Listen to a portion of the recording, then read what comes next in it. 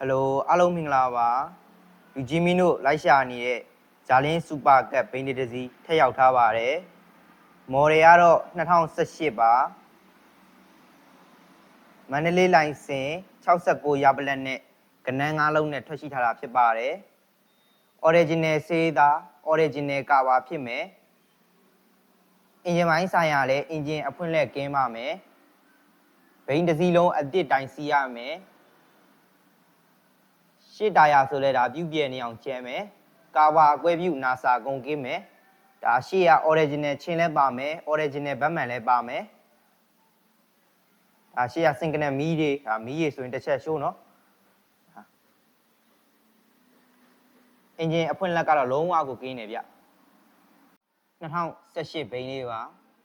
ဒါနောက်တာယာတွေဆိုလဲဒါအတစ်တိုင်းဖြစ်ရမယ်ဒါ original ချင်းဘုံပါမယ်ချင်းဘုံဆိုလဲဒါတန်ကြီးတက်တာမျိုးပါမျိုးမရှိသေးဘူးဒါအင်ဂျင်တွေဆိုလဲဒါလုံးဝတန်ရှင်းနေရမယ်